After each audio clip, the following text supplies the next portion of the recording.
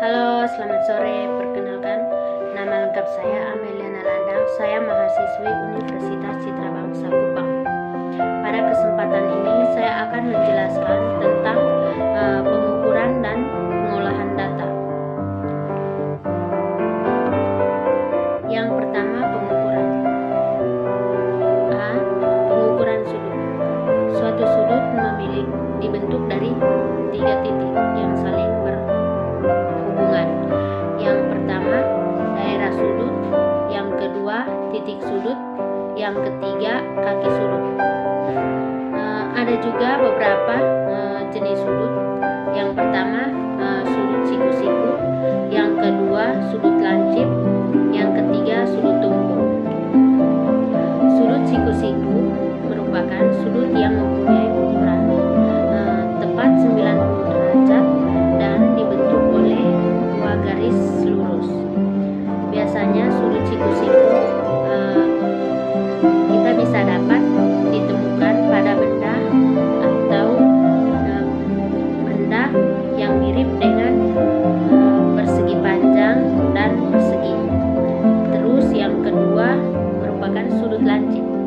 Sudut lancip yaitu sudut yang mempunyai ukuran lebih kecil dari 90 derajat atau lebih kecil dari sudut siku-siku.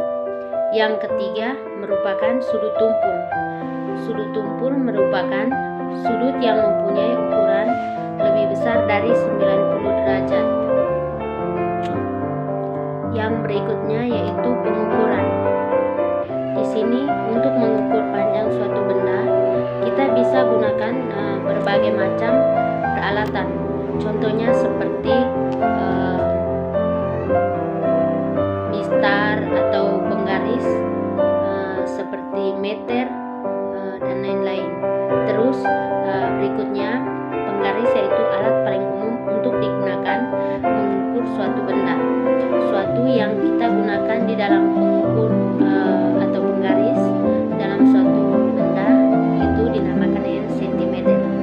Terus contoh dari mengukur pada suatu benda, yaitu pada hari ini saya akan mengukur sisir rambut.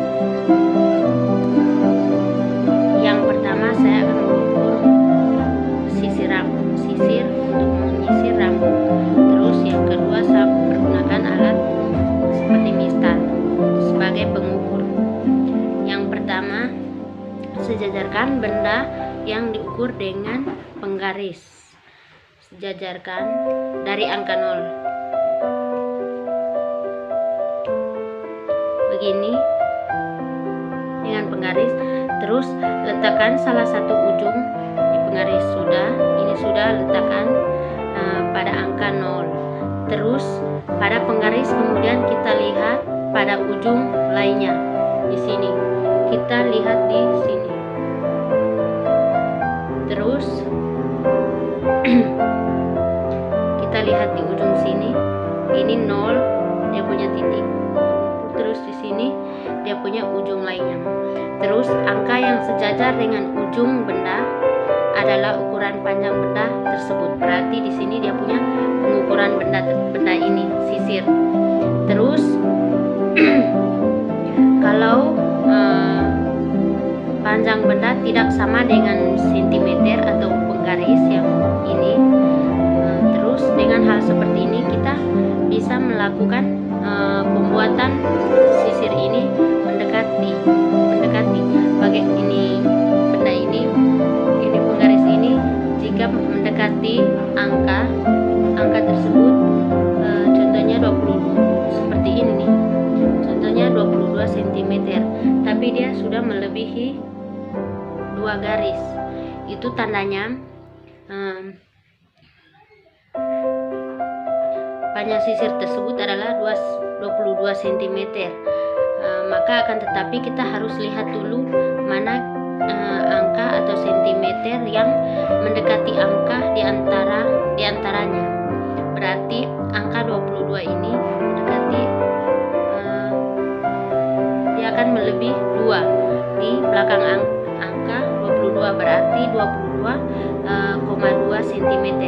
Itu artinya jika jika waktu kita membuat panjang suatu benda ini, kalau angka di belakang koma tersebut dibuat ke bawah,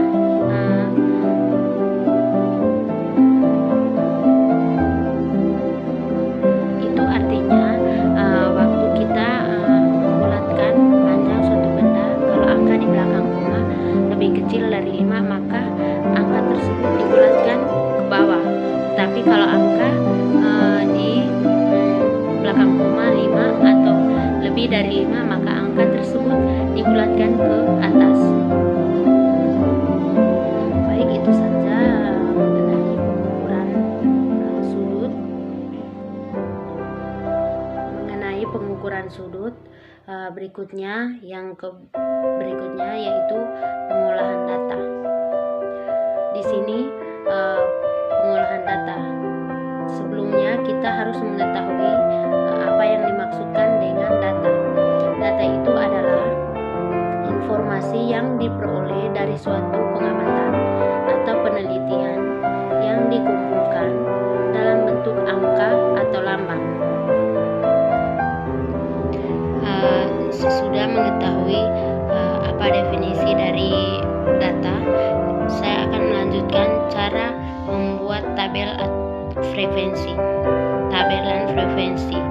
Yang pertama, dari sini saya sudah menggambarkan di kertas karton begini supaya bisa mengerti. Terus ini merupakan hasil dari nilai ulangan matematika kelas 4 SD. Terus ini sudah saya tuliskan di kertas ini. Sekarang lihat data nilai ulangan matematika kelas 4 sebagai berikut. Yang pertama yaitu 65, yang kedua 75, yang ketiga 85, yang keempat 80, terus 70, 60, 65. Itu bagian atas, itu bagian data nilai ulangan matematika kelas 4. Terus bagian bawah di atas garis, terus langkah pertama untuk menyajikan data dalam tabel frekuensi adalah urutkan bilangan dari terkecil ke yang terbesar, kemudian hitunglah jumlah masing-masing dari bilangan tersebut.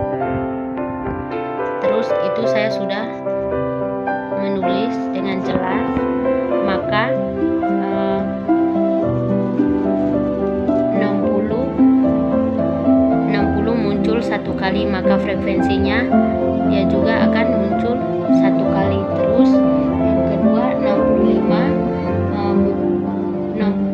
dia punya bilangan 65 dan munculnya 2 kali, maka frekuensinya yaitu adalah 2. Terus dan sebagainya, dan seterusnya sampai di terakhir 85 itu muncul satu kali, yaitu dia punya frekuensinya adalah 1 yang di situ.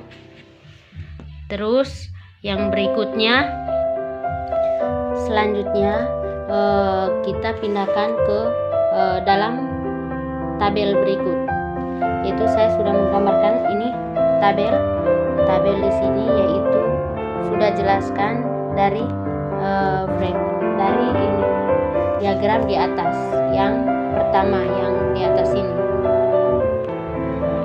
Perhatikan tabel berikut yang di sini saya sudah tuliskan, dia punya nilai ada 2, 4, 6, yaitu nilai 60, 65, 70, 75, 80 dengan 85. Terus dia punya frekuensi 61, terus 65, 2, 71, 75, 1, 81 dan 85 juga 1. Terus jumlahnya yaitu 7 karena dia punya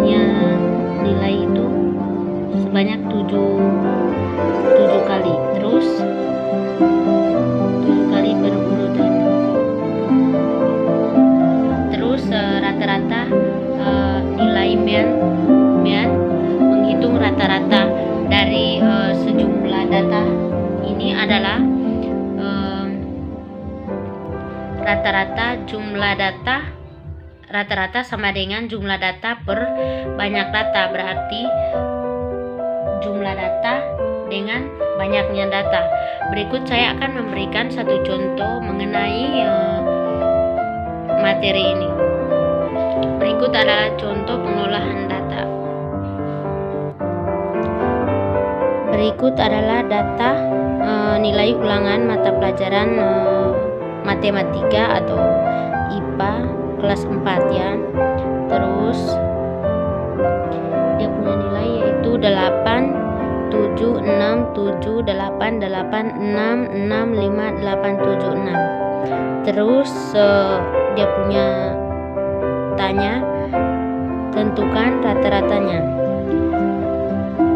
Pembahasan yaitu jumlah seluruh data adalah 8 tambah 7 tambah 6 tambah 7 tambah 8 tambah 8 tambah 6 tambah 6 tambah 5 tambah 9 tambah 7 tambah 6 sama dengan 83, yaitu 83. Terus jumlah seluruhnya adalah 83. Terus banyak data adalah 12. Dia punya banyak data yang di sini yaitu 12. Kita hitung sama-sama. 1, 2, 3, 4, 5, 6, 7, 8, 9, 10, 11, 12. Terus banyak data 12, terus rata-rata berarti 83 per 12. Karena banyak datanya 12, makanya jumlahkan dengan banyak data tersebut, berarti 83 per 12, yaitu dapat penghasilan dari 6 11 per 12. Dia punya hasil yaitu 6 11 per 12.